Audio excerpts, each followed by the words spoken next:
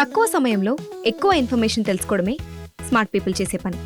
Mega వార్తల్లో మీరు miss అవుతున్న మినీ డీటెయిల్స్ మీకోసం. పతిమతో పదునెక్కిన వ్యక్తిత్వం, గౌరవ ముఖ్యమంత్రి అందించిన స్ఫూర్తితో ప్రతిపక్షంలోనే కదం తొక్కిన యువగళం, భారత పార్లమెంట్లో నిరంతరం వినిపించే తెలుగు సుస్వరం రామ్మోహన్ నాయుడు గారు.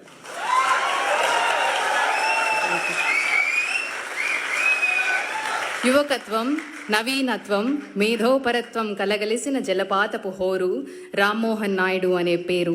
స్వచ్ఛమైన పరివర్తన తీరు, సహజ నాయకత్వ పటిమల మేలు కలయిక రామ్మోహన్ నాయుడు గారు. భారత పౌర విమానయాన శాఖ మంత్రులు శ్రీ రామ్మోహన్ నాయుడు గారిని తెలుగు వ్యాపారవేత్తలు, నవ యువ తెలుగు ఔత్సాహిక వ్యాపారవేత్తల కరతాళ ధ్వనుల మధ్య ప్రసంగానికి ఆహ్వానిస్తారు.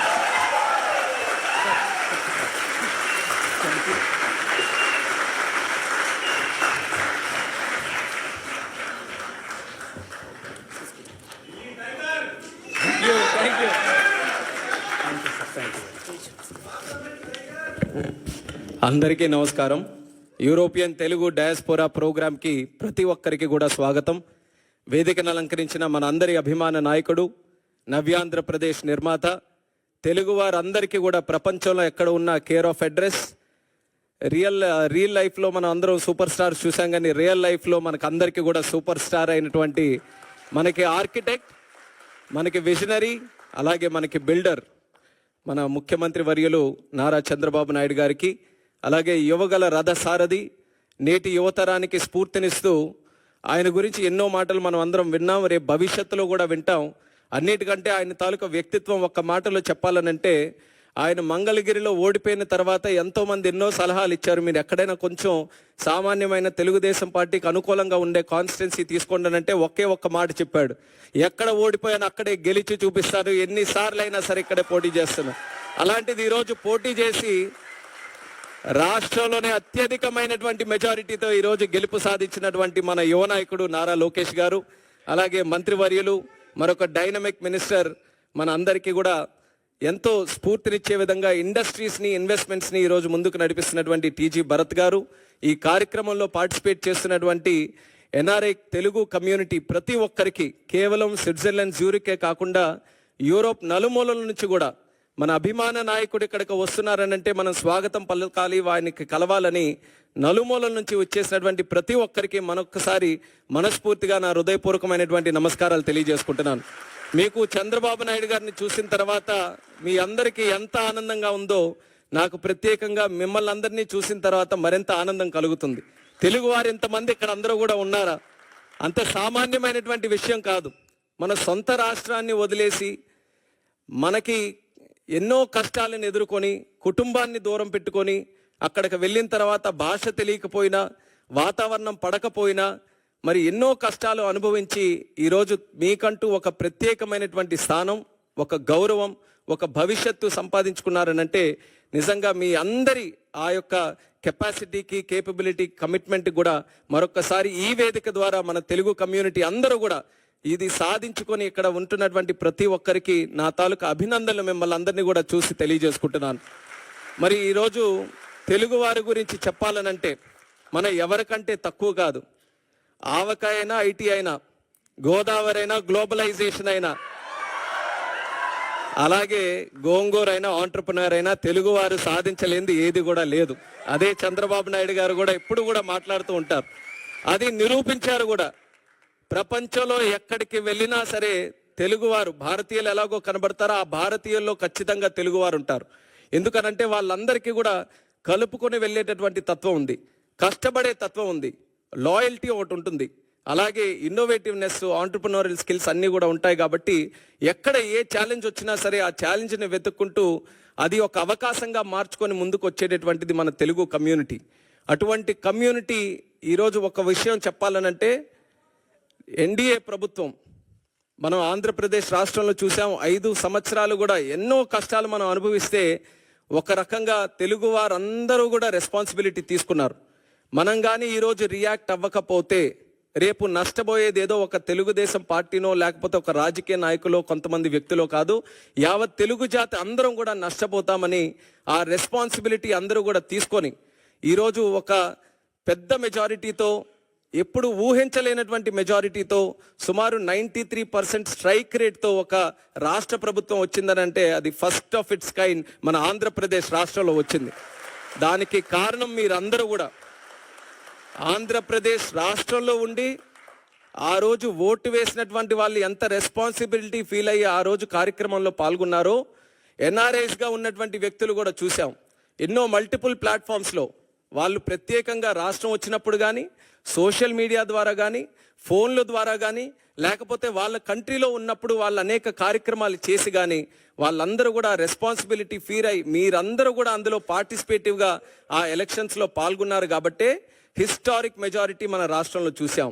ఆ మెజారిటీ ఎలాంటిదంటే కేవలం రాష్ట్రంలోనే హిస్టారిక్ కాదు, దేశంలో కూడా ఒక పలంగా మళ్ళీ ఎన్డీఏ ప్రభుత్వం ఈరోజు ఏర్పడిందనంటే అది తెలుగు వారి పవర్తోనే అనేది మనం అందరం గుర్తుపెట్టుకోవాలి. అలాంటి ఎక్స్ట్రాడినరీ విక్టరీ మీరందరూ కూడా కల్పించారు. అది ఎందుకు చెప్తున్నానంటే మళ్ళీ మనం ఆ రోజులు గుర్తుపెట్టుకోవాలి.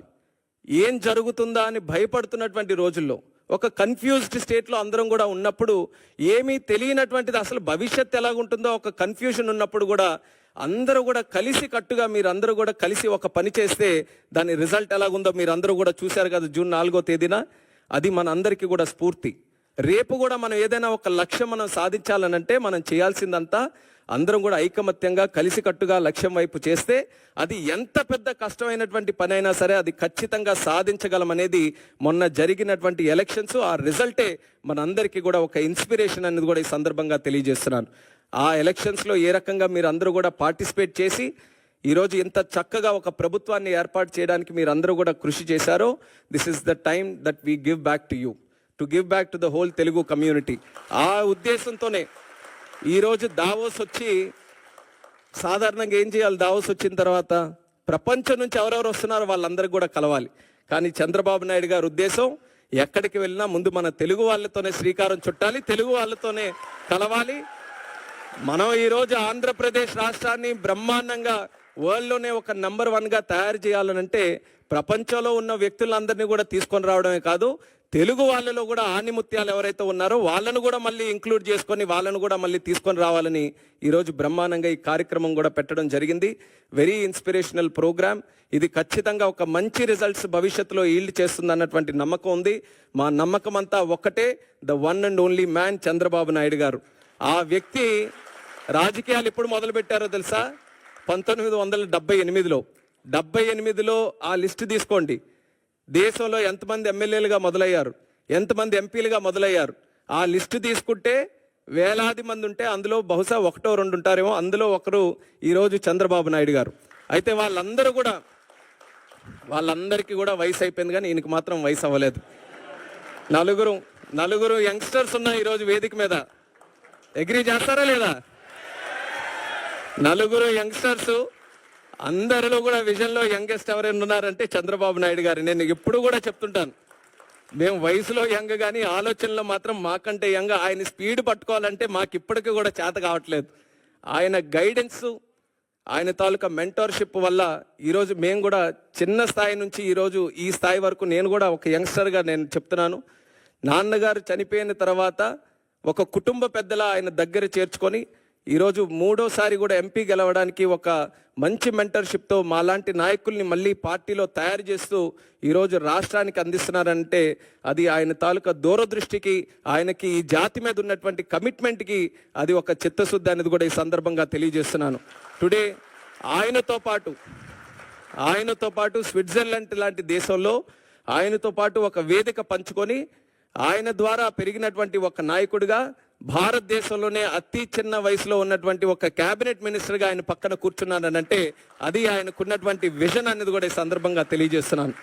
ఆ విజన్ ఈరోజు నేను ఏ రకంగా అయితే ఆయన నమ్మి ఆయన తాలూకు ఆలోచనలకు అనుగుణంగా ముందుకు నడిచానో మీ అందరికీ కూడా అదే తెలియజేసుకుంటున్నాను. ఆయన ఆలోచనలు కానీ మీరు స్వీకరించి ఆయన ఏ మాటలైతే మన కోసం చెప్తున్నారో అవి అంగీకరిస్తూ దాని వైపు మనం అడుగులు వేస్తే మీరు కూడా ఎక్స్ట్రాడినరీ రిజల్ట్స్ మీరు అందరూ కూడా మీ తాలూకా ప్రొఫెషన్లో మీ జీవితంలో ఖచ్చితంగా సాధిస్తారు.